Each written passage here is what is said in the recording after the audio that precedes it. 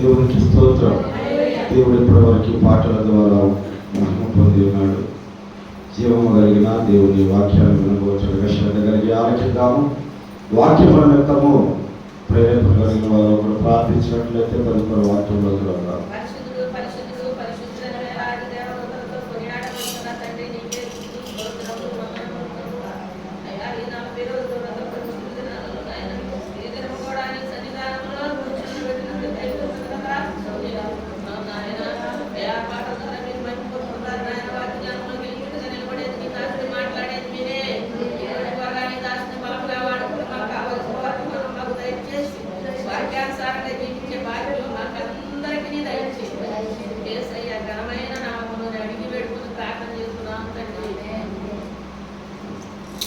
దేవునికి స్తోత్రం. యెషయా గ్రంథము 49వ అధ్యాయం 16వ వచనాన్ని ధ్యానించుకుందాం. త్వరగా 16. చూడుము, నా అరచేతుల మీదనే నేను చెక్కుకొని ఉన్నాను, ఈ ప్రాకారములు నిత్యము నా ఎదుటనున్నవి. దేవునికి స్తోత్రం. హల్లెలూయా. జీవం కలిగిన దేవుడు మనందరికీ ఇస్తున్నటువంటి వాగ్దానం గుర్తుపెట్టుకోవాల్సిన మాట మనం తప్పకోకుండా, చూడుము, నా అరచేతుల మీదనే నేను చెక్కుకొని ఉన్నాను అంట. ఇంకో చోట ఉంటుంది, నేను పొందుకున్న దెబ్బల చేత నేను స్వస్థత ఉంటుంది. ఈ రోజున యేసుక్రీస్తు ప్రభువారి బిడ్డలమై ఉండి కూడా మన ఆలోచనలన్నీ భయంతో కూడినవి. కొంతమంది సొంత డబ్బులతో కొన్నా కానీ ఆటో మీద ఏం రాస్తారంటే అప్పు చేసుకున్నారా మాకలా అని చెబుతారు. అయితే దేవుని బిడ్డలైన మనము అలా భయపడాల్సిన అవసరం లేదు. ఎందుకంటే మన ప్రాకారం నిత్యము, మన ప్రాకారంలో ఆయన ఎదుగుతున్నారు. మన సరిహద్దులన్నింటికీ ఆయన కట్ చేసేసాడు. భయపడాల్సిన పని లేదు. ఎందుకంటే నీ జోలు వచ్చినా, నేను గదిలించినా ఆల్రెడీ ఆయన అరచేతిలో మనం చెప్పుకున్నాడు. ఆయన కాళ్ళ చేతులకు వెలుగులు కొట్టించినప్పుడే మనందరి వరకు ఆ గాయాల్లో మనం ఉన్నాం. మన జోలు వస్తే ఆయన గాయాన్ని రేపినట్టే. అయితే భయపడాల్సిన అవసరం లేదు. జీవం కలిగిన దేవుని యొక్క ఎప్పుడు కూడా మనం ధైర్యంగా నిలబడగలగాలి. అలాగే ఆయన బిడ్డలమైన మనము ఏ కీడు మనకు రాదని, సంభవించదని మనం ధైర్యంగా ఉండాలి. యేసుక్రీస్తు ప్రభు వారి కార్యాలను బట్టి కానీ, బోధనను బట్టి కానీ ఏ పాపం మెరుగున ఆయన్ని కేవలం అసూయ చూస్తే సిలువేశాడు. ఓడిపోయాడా? దేని చేత వేసాడు సిలువ? అసూయ చేత సిలువ వేశాడు. చూడండి, ఆ మాట నేను మీకు చూపిస్తాను. మత్తయి సువార్త 27వ అధ్యాయం 18వ వచనం. మత్తయి సువార్త 27వ అధ్యాయం 18. మత్తయి సువార్త 27వ అధ్యాయం 18వ వచనం. విడుదల చేయవలనని మీరు కోరుచున్నారు, బరబ్బనా లేక క్రీస్తునబడిన యేసునా అని వారిని అడిగారు. ఏలయనగా వారు అసూయ చేత ఆయనను అప్పగించని అతడు ఎరిగి ఉండేది. దేవునికి స్తోత్రం. దేని చేత? అసూయ చేత యేసయ్యను కేవలం సిలువేశాడు. ఆయన బోధలకు, ఆయన కార్యాలకు, ఆయన వెంబడిస్తున్న జనాల సంఖ్యను బట్టి ఓర్వలేక అసూయ చేత ఆయన సిలువేశాడు. ఈ రోజున మన ఎదుగుదలను బట్టి కూడా అసూయ పడేవాళ్ళు చాలా మంది ఉంటారు. అసూయ పడి సిలువ వేయడం వల్ల యేసుక్రీస్తు ప్రభువారు ఏమన్నా ఓడిపోయాడా? సిలువ శ్రమలన్నింటినీ అనుభవించి మృత్యుంజయుడై లేచాడు. దేవునికి స్తోత్రం. అయితే ఇంకో మాట మీకు నేను గుర్తు చేస్తాను. అసూయ పడేవాడు నాశనం అయిపోతాడు. ఎలాగా? దావీదు మీద సౌలు అసూయ పడ్డాడు. దావీదు మీద విషసూపు నిలిపాడంట. దావీదుకు 10,000 స్తోత్రాలు, సౌలుకు 1000 స్తోత్రాలు. అంటే రాజు అయిన నాకు 1000 స్తోత్రాలు, దావీదుకు 10,000 స్తోత్రాలు అని నాట నుండి ఆయన మీద అసూయ పడ్డాడు. దేవుని బిడ్డలారా, అసూయ పడడం వల్ల నష్టపోయేది మనమే. నష్టపడేది మనమే, ఇబ్బందులు పాలయ్యేది మనమే.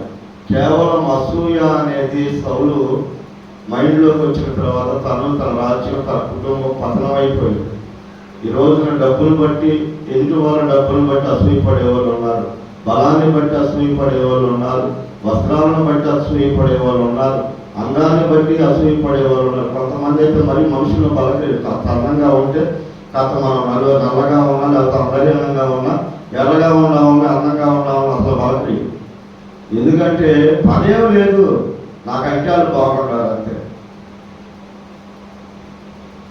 జీవం కలిగిన దేవుని విషయాలకు వచ్చేపాటికి దేవుడు నీకు ఇచ్చిన బలాన్ని బట్టి కానీ, దేవుడు నీకు ఇచ్చిన ఐశ్వర్యాన్ని బట్టి కానీ, దేవుడు నీకు ఇచ్చిన భాగ్యాన్ని బట్టి కానీ నువ్వు భయపడాల్సిన పని లేదు.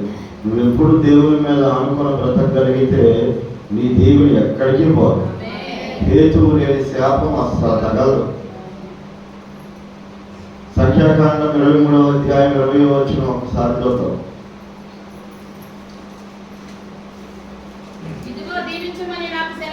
ఇదిగో దీవించమని నాకు సెలవాయను, ఆయన దీవించను, నేను దానిని మార్చలేను. దేవునికి స్తోత్రం.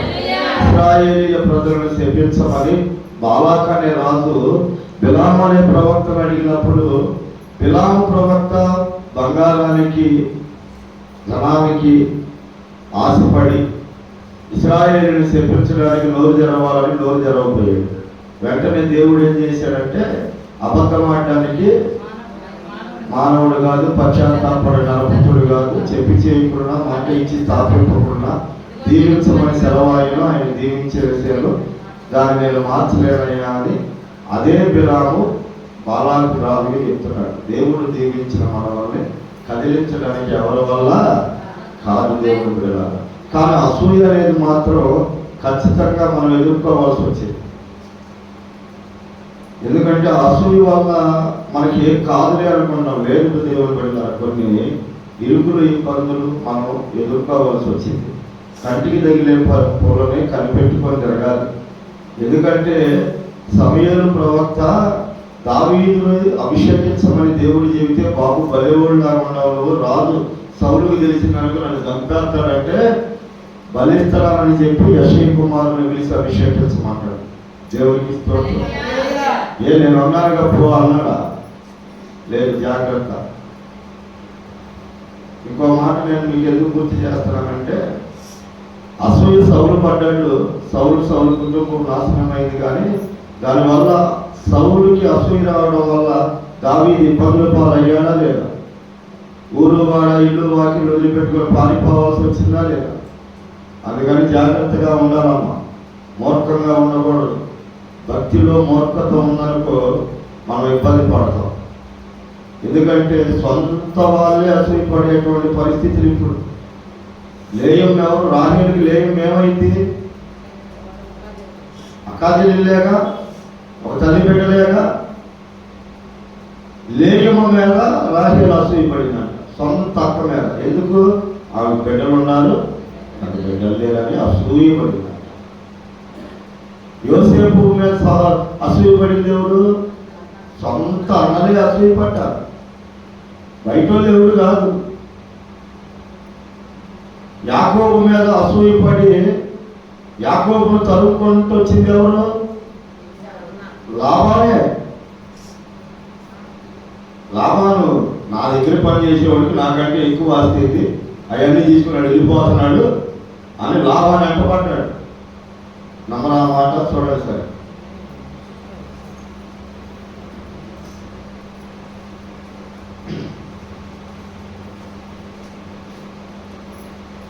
అలాగే మీకు ఇప్పుడు వాక్యాలు చూపించుకుంటూ పోతే 25 నిమిషాలు దాకా అయిపోతాయి.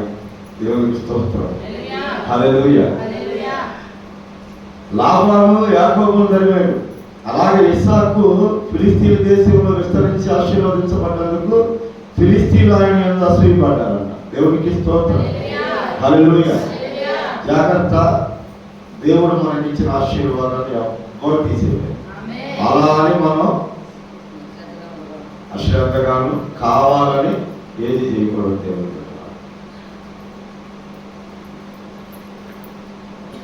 ఈ విషయంలో నేనే ఒక సాక్ష్యం.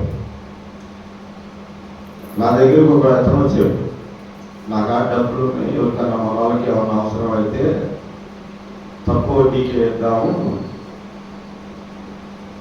ఇయ్యా ఇప్పించయ్యా. నేను మన వాళ్ళకి అలాగే మన వాళ్ళకి ఇలా కొంతమందికి ఇప్పించాను. అప్పుడు నా చేతికి 6 ఉంగరాలను మెల్లో చేయను. కొంతకాలం అయిన తర్వాత వాళ్ళు వడ్డీలు కట్టినా కట్టకపోయి నేను కడతానే ఉంటాను. అయినా రోజు రోజుకి నన్ను చూడలేక నాకు డబ్బులు ఇప్పుడు కావాలని కూర్చున్నాడు. తీసుకున్నదేనా కాదు, ఇప్పించే అంతే. అయినా వడ్డీ కడుతున్నా. నిర్దాక్షిణ్యంగా నా బంగారం మొత్తం కరిగించి అమ్మించి అతను బాకీ అతను తీసుకున్నాను. నేనే అనవసరం అనుకొని మొత్తం కరిగించి మాట ప్రకారం ఇచ్చేసాను. ఆ ఇచ్చేసిన ఆ డబ్బులు నాకు ఇంతవరకు చేయాలి. ఇది కేవలం అసూయ దేవుని పిల్లలు ఏం లేదు. మన ఎదుగుదలను తట్టుకోలేనటువంటి వాళ్ళు మనం ఏదో ఒక ఇబ్బంది పెట్టాలని మనతో ఉంటూనే, మన పక్కన ఉంటూనే అక్కగా, అన్నగా, మామగా, అలాగే స్నేహితులుగా మనం బాధపడుతూ ఉంటాం. మనకు తెలియకుండా మన వెనక మన గొయ్యి చేస్తూ ఉంటాం. మొన్న ఒక అతను వచ్చాడు నా దగ్గరికి, అన్నా నేను బయట లేవని అయ్యగారు ఏం చేస్తున్నాడు లోపల అంటే, నీకు అమ్మటే ఉంటారన్నా, తాగి పడుకున్నాడు ఇంట్లో అని చెప్పాడన్నా. దైవజనుల గురించి అట్లా చెప్పలేదన్నా, నీ అమ్మటే కదన్నా ఉండేదన్నా. హృదయంలో వేదన కలిగింది కానీ నేను బాధపడ్డా. ఎందుకు బాధపడలేదంటే నేనేందో నా దేవునికి తెలుసు. దేవునికి హల్లెలూయా. స్నేహితులుగా ఉండి సేవకుల మీద నిందలేస్తూ, సంఘాల మీద నిందలేస్తూ ఎంతమంది ఈ రోజున సౌలుకు లాగా ఉన్నారో, సాతానుకి దూతలుగా బబులోను మహాసామ్రాజ్యంలో ముగ్గురు ప్రధానులలో ప్రధానుడంట దానియేలు. దానియేలు మీద ఏం పడ్డాడు? అసూయ పడ్డాడు. ఎలాగైనా వీడిని లేకుండా చేయాలి. వాళ్ళ వాళ్ళకే తెలిసిన దానియేలు గొప్పతనం, దానియేలు దేవుడు గొప్పతనం కూడా తెలిసేటట్టు చేశారు. వాళ్ళే శాసనాలు, తీర్మానాలు పెట్టి ఆజ్ఞలు పుట్టించి సింహాల బోనులో పడేశారు. జీవం కలిగిన దేవుడు ఆయన బిడ్డను ఆయన కాపాడుకున్నాడు. దేవునికి స్తోత్రం. నేను ఇప్పుడు మాట నేను మీకు గుర్తు చేస్తా. దేవుని బిడ్డల జాగ్రత్త. మనుషుల మాటలు వినవద్దు, మనుషుల మాటలకు భయపడాల్సిన అవసరం లేదు. నిజంగా కృతజ్ఞత కలిగిన వాళ్ళు, నిజంగా సత్యంగా యథార్థవంతులైతే పూర్వపు స్థితులను జ్ఞాపకం చేసుకుంటారు. నువ్వు మరణకరమైన రోగం మీద మంచం మీద పడి ఉంటే నీ కొరకు ప్రార్థన చేసిన దైవజనుడు, నీ కోసం ప్రార్థన చేసిన దైవ సేవకురాలు సంఘాన్ని మర్చిపోతున్నావు. ఆ రోజున నీ దగ్గరికి నీ మరణకరమైన మంచం మీదకి అందరూ వచ్చారా? ఇప్పుడు దెయ్యాలు బట్టి రోడ్లు ఎప్పుడు తిరుగుతుంటే, దెయ్యాలు బట్టి మరణాపాయ స్థితులు ఉంటే ఇదే దైవజనుడు ప్రార్థన చేస్తే నువ్వు బ్రతికేవు, నీ కుటుంబం క్షేమంగా ఉంది. కానీ రోడ్డు మీద వెళ్తుంటే ఆ చర్చికి వెళ్తున్నావా, ఆ పాస్టర్ గారి దగ్గరికి వెళ్తున్నావా అని నలుగురు అంటున్నారా? సిగ్గేస్తున్నాయా? నువ్వు దెయ్యం బట్టి రోడ్ల మీద చుట్లు వేసుకొని తిరిగినప్పుడు, మంచం మీద ఇయ్యాలా రేపా అన్నప్పుడు ప్రార్థన చేయడానికి సేవకుడే వచ్చాడు, సంఘమే వచ్చింది. బయట నిలబడిన మనుషులు ఎవ్వరు రాలా. వారు ఈ రోజున మాట్లాడుతున్న సేవకుల్ని వాళ్ళు కేవలం అసూయ చేతే మాట్లాడుతున్నారు. మన దగ్గర ఉన్న అభిషేకం, మన దగ్గర ఉన్న వరాలు, మనతో మాట్లాడుతున్నటువంటి దేవుని విధి విధానాలు వాళ్ళకి నచ్చట్లా. వాళ్ళు ఒక్కరికి ఉపయోగపడరు. ఈ రోజుకి 10 మందికి దేవుడు ఉపయోగపడేటట్లుగా చేసాడు మనం. నేను చెప్తున్నా, సంఘం అందరం కలిసి ఎవరికన్నా బాగాకపోతే, మరణ పరిస్థితుల్లో ఉంటే, పేదరికంలో ఉంటే మనందరం కలిసి డబ్బులు తీసుకొని ఎంతో మంది తీసుకెళ్ళి చేతులు పెడతాం. అవునా కాదా? ఆ రోజు శారమ్మ రూతమ్మ గారికి కానీ, చనిపోయినటువంటి శివమ్మ వాళ్ళ భార్య బండ్ల కుమారకాయకి కానీ అందరూ 1500, సంఘం 1500 ఇస్తే నేను ఒక 1500 వేసి 3000, అలాగే ఆమెకి 1500 ఇస్తే ఒక 1500 వేసి 3000. అంటే మీరు 3000 ఇస్తే నేను 3000 వేసాను. నిన్న దినాన మనం శారమ్మకి ఇచ్చాం 3000. సామాన్ల లక్ష్మణకాయ 3,000 ఇచ్చారు.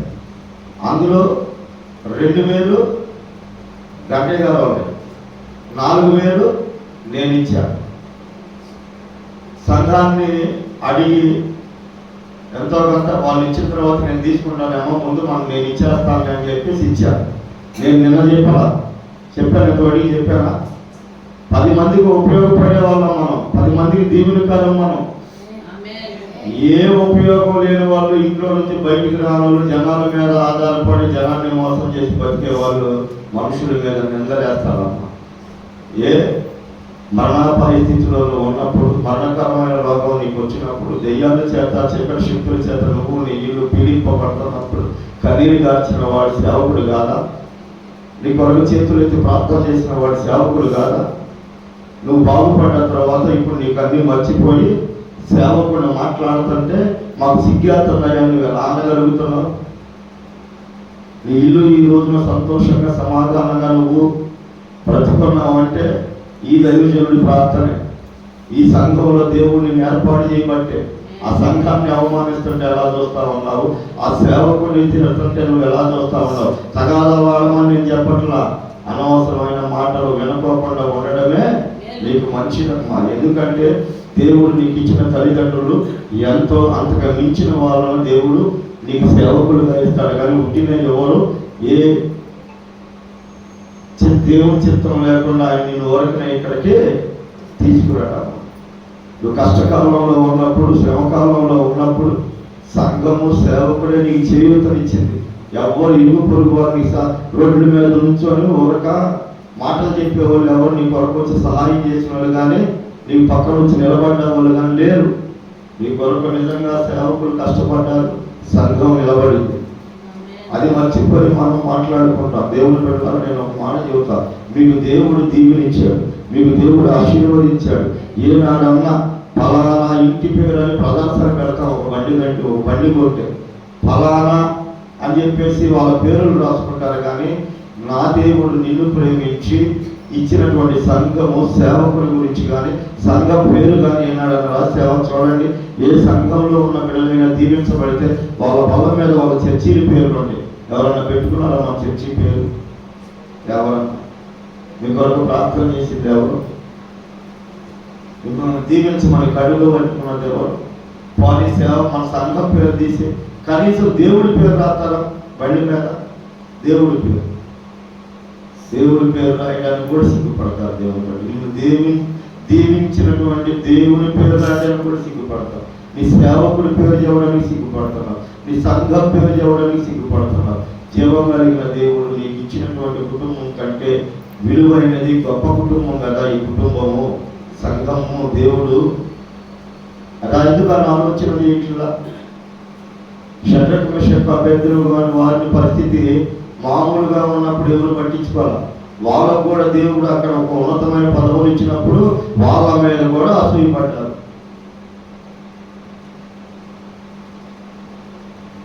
అలాగే నడిపించే నాయకుడు యాజకుడైనటువంటి మోషే అహరోనుల మీద కూడా అసూయపడ్డారు. అసూయ ప్రపంచం అంతా ఉంది. ఆ అసూయ పోవాలి అంటే నీలో దేవుని ప్రేమ పుట్టాలమ్మా. మనలో ఒకవేళ అసూయ కోరం ఉంటే మనలో దేవుని ప్రేమ పుట్టాలి. నేను చెప్తున్నాను దేవుని బిడ్డలారా, మోసం చేసిన వాళ్ళు, నష్టపరిచిన వాళ్ళు, అబ్బా పోనీ లాభం పొందుకున్నాం మేము అనుకున్న వాళ్ళు అన్యాయంగా, న్యాయబద్ధంగా కదా, అన్యాయంగా 4 రోజులే నమ్మాలి. తర్వాత వాళ్ళ పరిస్థితి, వాళ్ళ స్థితిగతులు బహు చూడడానికి కూడా అసహ్యమేస్తాయి. అంత జుగుప్సాకరంగా దేవుడు చేసేస్తాడు వాళ్ళు. యేసయ్య మాట విన్న మనము, యేసయ్యతో నడుస్తున్న మనము ఎక్కడికెళ్ళినా దీవించబడతాం, ఎక్కడికెళ్ళినా ఆశీర్వదించబడతాం. నీ ఆస్తులు, నీ ఇల్లు వాకిలు కాదు నీ బలం. నీలో ఉన్న నీ దేవుడే నీకు బలం. నీలో ఉన్న నీ అభిషేకమే నీ బలం. నీలో ఉన్న నీ ప్రార్థన నీకు ఆయుధం. మన చాలా మంది నా గురించి చర్చలు చేశారంట బయట. చర్చలు చేసి ఈ చర్చి తీసేసినంత మాత్రాన వాడు రోడ్డును వాడరా, వాడు చెట్టు కింద నుంచొని ప్రార్థన చేసిన దెయ్యాలో పోయాలో వదిలేంటి మళ్ళీ అక్కడ జనాలు వస్తారన్నాడు. దేవునికి స్తోత్రం. ఏంటది? చర్చి తీసేసినంత మాత్రాన వాడు రోడ్డును వాడు ఏ చెట్టు కింద కూర్చొని ప్రార్థన చేసిన ఏదో ఒక దెయ్యం బయటపడిద్ది మళ్ళీ జనాలు ఆడికి వస్తారు అనుకున్నారన్న. ఈ జోలు రావాలంటే భయపడాలన్న. చాలా మందికి ఉన్న భయం ఏంటో తెలుసా? ఆ చర్చి జోలికి కానీ ఆ సట్టిగారి జోలికి కానీ ఏదో ఒకటి జరుగుతుంది, ఎందుకు వచ్చి బాధగారా అని చెప్పి నేనన్నా నా చెవులతో ఆ మాటలు అనుకోను. నేను ఇప్పుడు మాట్లాడినప్పుడు బాబు నీ జోలి ఎవరు రాయనా, నీ జోలి వచ్చి ఏదో ఒకటి జరుగుతుందా కానీ అందరికీ తెలిసిపోయినా నువ్వు యేసు బిడ్డమని అందరికీ తెలియాలమ్మా. నువ్వు దేవుని బిడ్డమని అందరికీ తెలియాలి.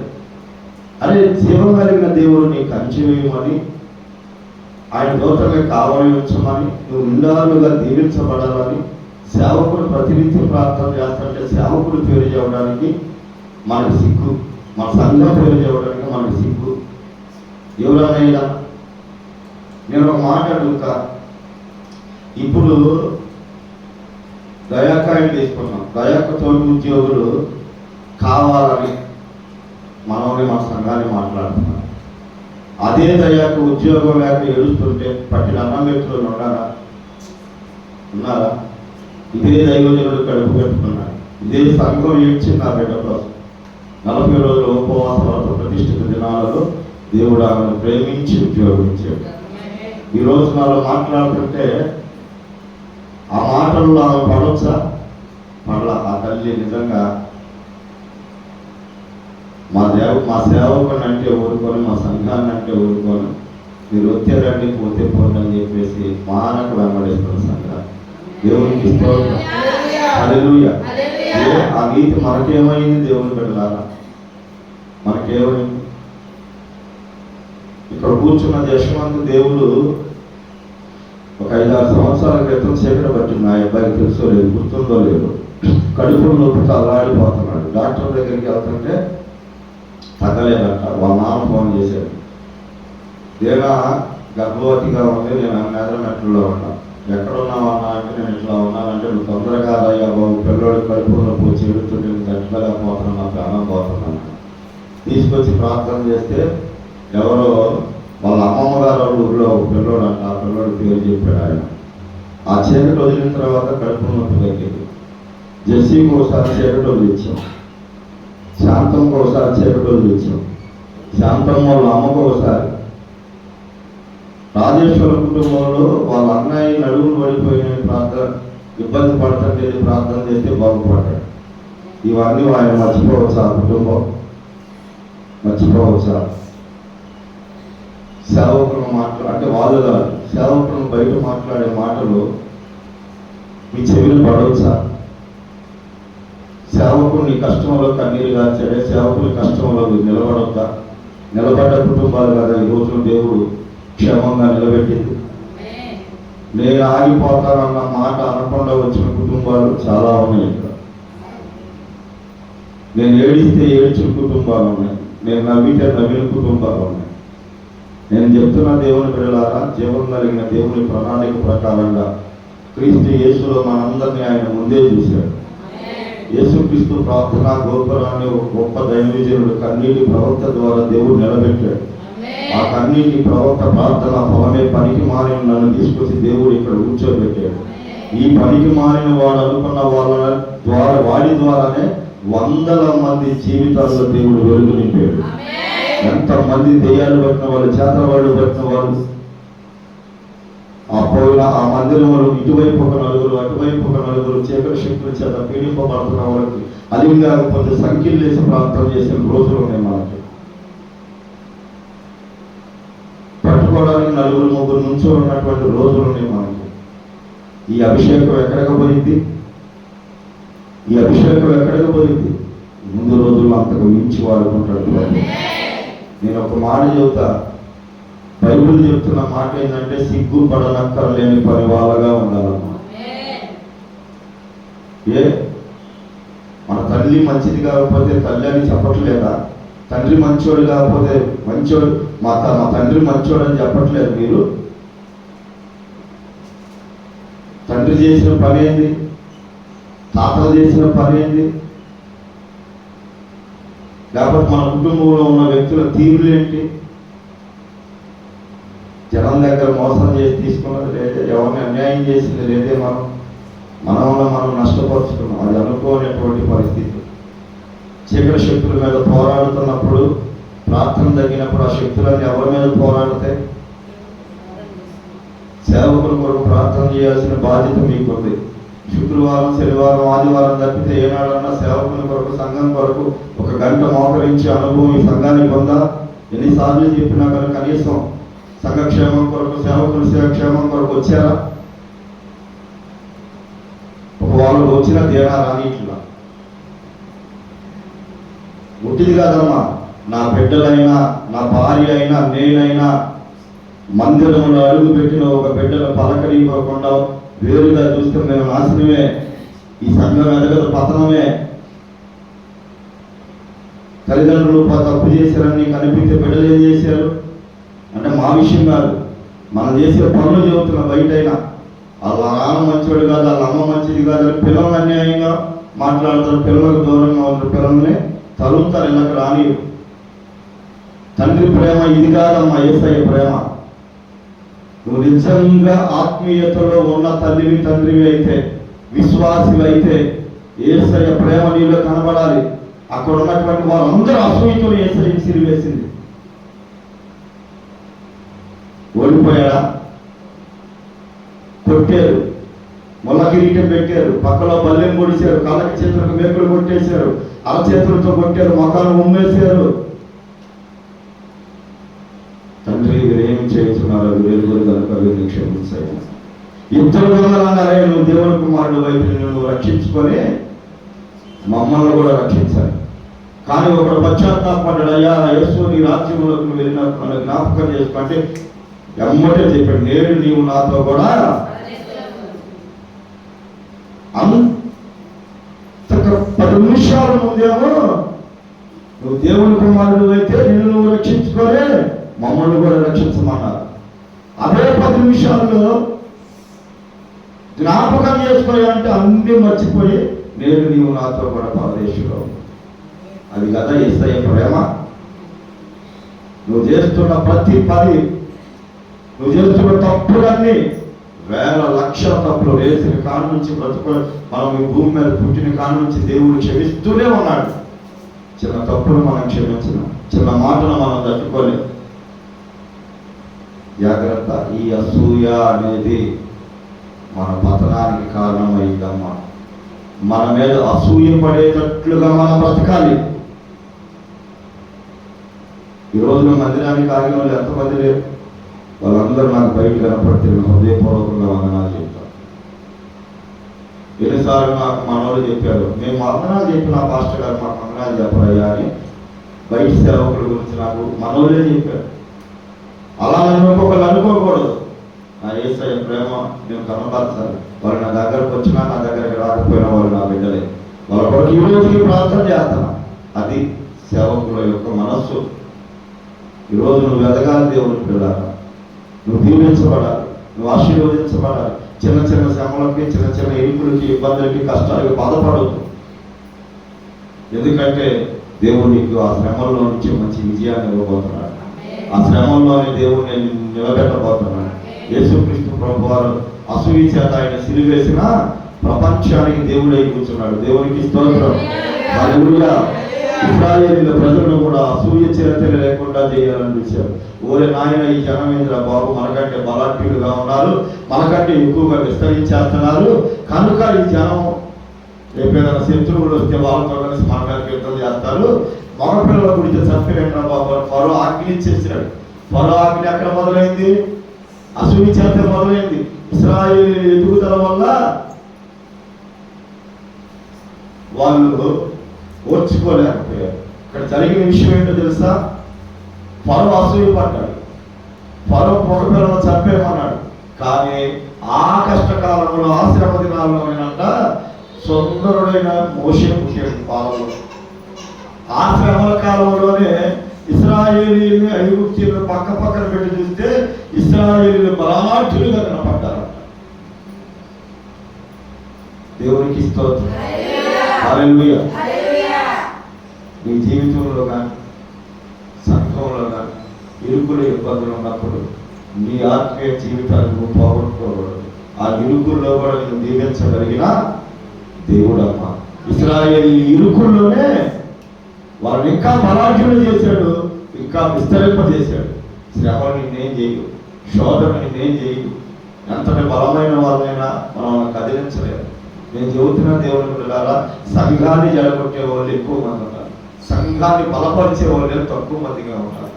సంఘంని అవసరాలుగా తీర్చుకొని అవకాశాలుగా మార్చుకునే వాళ్ళు చాలా మంది ఉన్నారు. నీ గుర్తు తెలుసుకోవడానికి అమ్మ నేను అమ్మనమ్మా, నేను అక్కనమ్మా అని చెప్పి మాయ మాటలు చెప్పి జరిగి ఉన్నాయి నేను చెప్పించుకొని ఊరు వాడ చెప్పి సంఘాన్ని జడగొట్టేవాళ్ళు లేరా? ఉన్నారా లేదా? ఎదుటి వాళ్ళ జీవితంతో నీకు ఎందుకు వ్యాపారాలు చేసేవాళ్ళు ఉన్నారు. అక్క మేమే పలా వ్యాపారం చేస్తున్నాం, రండి వచ్చిన పని చూసుకొని వెళ్ళు. నీకు డబ్బులు అవసరం అయితే కొత్తగా వస్తున్న సంఘంలో కాస్త ఆర్థికంగా ఎవరైనా బలం 4 రోజులు చూద్దాం పలకరీయటం, 5 రోజులు అలా డబ్బులు అడుగుతారు. అంటే ఏమైంది? యాడియాల్సి వచ్చిన ద్వారా మందిరం బాగేస్తారు. ఇప్పుడు సంఘాన్ని పాడు చేస్తారు ఎవరు? ఎంతమంది లేరు సంఘాన్ని పాడు చేసేవారు. వాళ్ళ అవసరాలకి వాళ్ళ ఉద్దేశాల ప్రకారంగా సంఘానికి వస్తారు. దేవుని బిడ్డలారా, ఇది యేసయ్య ప్రాణం పెట్టిన పని. అంటే మిమ్మల్ని కాదు, అనేక సంఘాల్లో జరుగుతున్న విషయాలు ఇవే. సేవకులు కూడా అదే విధి విధానాల్లో ఉన్నారు. మన దగ్గర ఒక ఆయన వినోదాన్ని వస్తాడు, ఒక్కసారి అవకాశం ఇచ్చే వాక్యం చెప్పడానికి. ఎవరో మన వాళ్ళు పిచ్చి నక్లీస్ వేసుకొచ్చారు. ఆ నక్లీస్ వేసుకొచ్చిన ఆవిడ గుర్తు పెట్టుకొని పేరు పెట్టుకొని ఇంటికి పోయి పలకరించి వచ్చాడు. ఆమె నా దగ్గరికి వచ్చింది, నా బంగారం నక్లీస్గా పిచ్చిదాన్ని అడుగుతున్నాడు ఏందయ్యా. సేవకులు అలా ఉన్నారు, విశ్వాసులు అలా ఉన్నారు. దేవుని బిడ్డలారా, ఒక్క ఆత్మ మన మూలాన కనుక వెళ్ళిపోతే అది తరతరాల శాపం అమ్మ. మనకి యేసయ్య ప్రాణం పెట్టిన పని అమ్మాయి. ఇది మన సంఘం కాదమ్మా, దేవుని సంఘం గుర్తుపెట్టుకోండి. ఎంత శత్రువునైనా క్షమించి నవ్వి పలకరించే మనస్సు కలిగిన స్థలమమ్మా ఇది. ఇక్కడ వ్యాపారాలు పనికిరావు, ఇక్కడ ఈ స్వార్థాలు పనికిరావు. ఇక్కడ మన అవసరాలు తీర్చుకుందాం అనుకుంటే ఒక ఆత్మ వెనక్కి ఆ శాపం మన మీదకి వచ్చిందా. సంఘంలో కాలవేగనేసే తత్వం ఉండకూడదు. నేను గొప్ప, నా మాట ఎక్కువ, మేమే ఎక్కువ అన్న తలంపే ఇక్కడ ఉండకూడదమ్మా. అందరం దేవుని బిడ్డలమ్మా, అందరం ఒకటేనమ్మా. ఒకళ్ళు ఎక్కువ ఒకళ్ళు తక్కువ అని యేసయ్యకు ఉండదమ్మా. అందరి కొరకు రక్తం కార్చాడమ్మా, అందరి కొరకు ప్రాణం పెట్టాడమ్మా యేసయ్య. కాబట్టి నీకు నువ్వు నీతిమంతుడుగా, నీకు నువ్వు నీతిమంతుడుగా అనుకుంటే సరిపోతామా. దేవుని ఎదుట నీతిమంతులుగా కనబడాలని మనం ఈ ప్రతి క్షణం పోరాడాలమ్మా. నువ్వు దేవుని ఎదుట నీతిమంతుడిగా నీతిమంతురాలుగా నిలబడాలని చూస్తే ఖచ్చితంగా నా దేవుడు రాజులు నీ బొమ్మ ఎదురు నిలబడతాడు, అధికారులు నీ కాళ్ళ దగ్గర నడిపిస్తాడు. ఆ భాగ్యం బాగొట్టుకొని పనికి మారినటువంటి విషయాల వైపు చూసి, పనికి మారిన మాటలకు రోషపడి మనుషులను దూరం చేసి, మనుషులను తెలియజేసి అవమానించే పరిస్థితులు మన జీవితంలో ఉండకూడదు తల్లి. ఇది గుర్తుపెట్టుకొని నేను మరలా చెబుతున్నా, నా దేవుడు మనల్ని నిజంగా ఈ 40 రోజుల్లో దీవించబోతున్నాడు, ఆశీర్వదించబోతున్నాడు. ఎంతమంది మన మీద అసూయ పడ్డ శత్రువులు తయారైనా మనకేం భయం లేదు. ఎందుకు లేదయ్యా అంటే ఆయన అరచేతిలో మనల్ని ఆయన చెప్పుకున్నాడు. ఆయన అరచేతుల్లో మనల్ని చెప్పుకున్నాడమ్మా. మనల్ని కదిలిస్తే ఆయన గాయం రేపినట్టే జనాలు, ఆయన గాయం రేపితే ఆయన ఊరుకుంటాడా? మిమ్మల్ని ముట్టిన వాడు నా కనుగుడు ముట్టినట్టు అన్నాడు. ఇశ్రాయేలును కాపాడువాడు గురుకుడు నిద్రపోడు అన్నాడు. ఇశ్రాయేలు అంటే ఆయన ఒక్కడేనా? అసలు అందరూ. సంఘం అంటే నేను ఒక్కనే కాదు, దేనా ఒక్కతే కాదు, మా పిల్లలే కాదు. సంఘం అంటే మీరందరూ, మనం అందరమే. అందులో మనం ఒకళ్ళం అంతే. ఆయన నాటిన చెట్లనమ్మ మనం. ఆయన గనక నీరు పోయిపోతే ఎండిపోతాం, జాగ్రత్త. ఆయన గనక బాధ చేసి ముందు లేకపోతే ఫలింపు ఉండదు. మనకి జాగ్రత్త. నీ ఇష్టానుసారంగా బ్రతకూడదు, నీ ఉద్దేశాలకు అనుకూలంగా బ్రతకూడదు. ఎవరి మీద మనం అసూయ పడకూడదమ్మా, ఎవరిని మనం తక్కువ చేసి చూడకూడదమ్మా, ఎవరి నాశనం మనం కోరుకోకూడదమ్మా, ఎవరు రాకూడదని మనం కోరుకోకూడదమ్మా. నరహంతకులైన, వ్యభిచారులైన, దొంగలైన, తాగుబోతులైన, విగ్రహారాధికులైన ప్రభు సన్నిధిలోకి రావాలని ప్రార్థన చేయగలిగినటువంటి పనినమ్మ మనకు అప్పచెప్పింది దేవుడు. నీకు నాకు విజ్ఞాపన లేని జీవితం అనవసరం. విజ్ఞాపన అంటే ఏంటి? దేశం కొరకు, రాష్ట్రాల కొరకు, అధికారుల కోసం, దిక్కు లేని వాళ్ళకు, దీనులు, దరిద్రులు, పరదేశులు, తల్లిదండ్రులు లేని వాళ్ళు, బిడ్డలు లేని వాళ్ళు, ఎదరాల పట్ల నుంచి ఇలాగ అందరి కోసం, అలాగే పాపములు, శాపములు కొట్టుకుపోతున్న వాళ్ళందరూ ప్రార్థన చేయాలి. ఇది విజ్ఞాపన. దేవుని స్తుతించాలి, అది ఆయనకు ఆనందం. ప్రార్థన చేయాలి. చివరిలో నీ కోసం, నీ కుటుంబం కోసం నీకు ఏది కావాలో అడగాలి. ఇలాంటి పని ప్రభువు చేసింది భూమి మీద ఉన్నప్పుడు. తెల్లవారులు ప్రార్థన చేశాడమ్మా. అదే బాధ్యత మనకు అప్పచెప్పాడు ఒక విశ్వాసిగా, నీకు సేవకుడుగా. అమ్మా, ఇది మర్చిపోవు. ఈ సంఘంలో ఇక్కడ ఉన్నంతసేపే మనం కరెక్ట్గా ఉంటున్నాము. బయటికి వెళ్ళిపోతే మన తీరుతెన్నులు మారిపోతున్నాయి. దయచేసి నేను చెబుతున్న, జీవం కలిగిన దేవుడు నిన్ను నన్ను దీవించాలి అంటే ఖచ్చితంగా యేసయ్యకు లోబడాలమ్మా. మనం అందరికీ ఆశీర్వాదకరంగా ఉండాలమ్మా.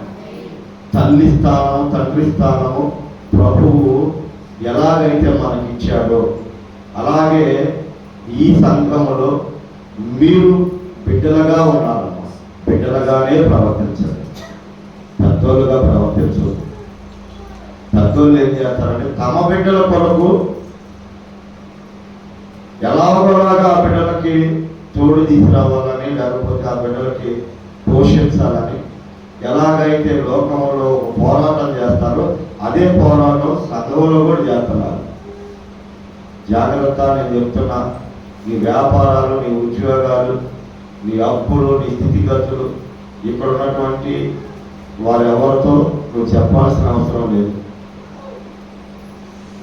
ఒకవేళ నీ వల్ల ఒక ఆత్మ వెనక్కి వెళ్తే మాత్రం ఆ శాపం మనకు వచ్చిందా? దయచేసి నేను చెప్తున్నా, నీకు ఇవ్వగలిగిన వాడు దేవుడు, నీకు ఇచ్చేవాడు దేవుడు. దేవుణ్ణి అడగండి. అందుకే ఇక్కడికి వచ్చాం మనం. ఆయన దగ్గరికి నీకు లాగొచ్చిన వాళ్ళ దగ్గర నువ్వు సహాయం అడిగేది, సహాయం చేయగలిగిన దేవుణ్ణి అడుగుదాం. దేవుడు ఖచ్చితంగా మనకి ఇస్తాడు, ఖచ్చితంగా మనం నిలబెడతాం. జీవం కలిగిన దేవుడు మనల్ని, మన సంఘాన్ని దీవించునుగాక, ఆశీర్వదించునుగాక. అందరితో యేసయ్య ప్రేమ మనం కనబరచుదుముగాక. అసూయపడ్డ వాళ్ళందరి మీద మనకి దేవుడు విజయాన్ని ఇచ్చునుగాక. దేవుడు ఈ మాటలను దీవించునుగాక. ప్రార్థన చేసుకుందాం.